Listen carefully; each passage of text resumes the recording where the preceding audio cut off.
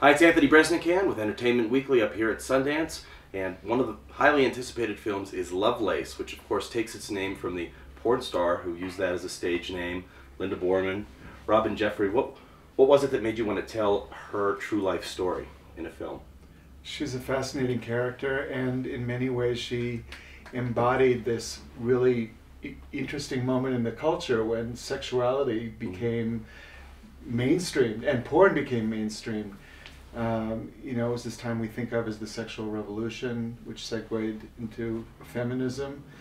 It's a time we both lived through, and we wanted to understand it better, and we wanted to look at it with a little more nuance than we might imagine it. And the drama of her story hadn't been told, because she became a world-famous porn star at 22, and then 8 years later she had a very different story to tell.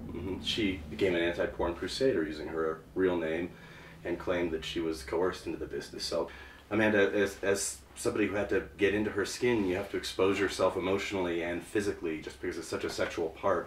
I mean, what was more challenging for you? She had a lot going on in her life, and that was also like the appeal to playing her character. But it was, I think, most difficult to play the violent scenes between her and Chuck, the emotional kind of the raw scenes between them, because she did kind of shut down after a while. And there's a lot of sexuality in the story, but I imagine that playing those violent scenes, it's easier to simulate love than violence. I mean, the sex scenes were actually a lot easier for us all, and we laughed our way through the production of those scenes. We had a great time. But they didn't have to be. They wouldn't have. They aren't necessarily that easy depending on who the actors are. But Peter and I we have no hang-ups. We're totally comfortable with this kind of stuff. But the violence scenes were there was a lot more resistance. I think it was harder for them both to get there, because it was really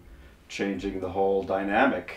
Did you feel obliged to pay tribute to this woman who's no longer with us? I did. I absolutely. I leaned towards just, you know, telling her story the way she wanted her story to be told. I mean, she wrote these books. She wanted to be heard.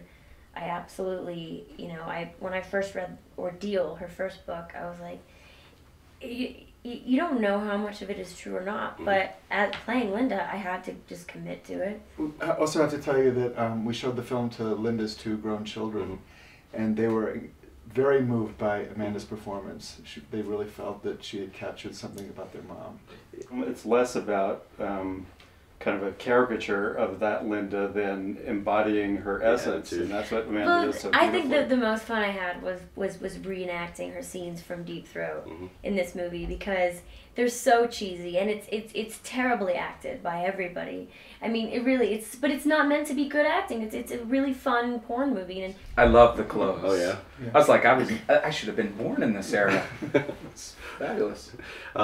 What type of clothes? What did you get to wear that you love? Big collars. Leisure Big suits, collars. I really like the way the pants fit. They fit like basically skin tight to here, and then they go out. Big high boots. You feel sort of like a rock star. You know, I felt like a rock star in the movie. Incredible amounts of camel toe daily.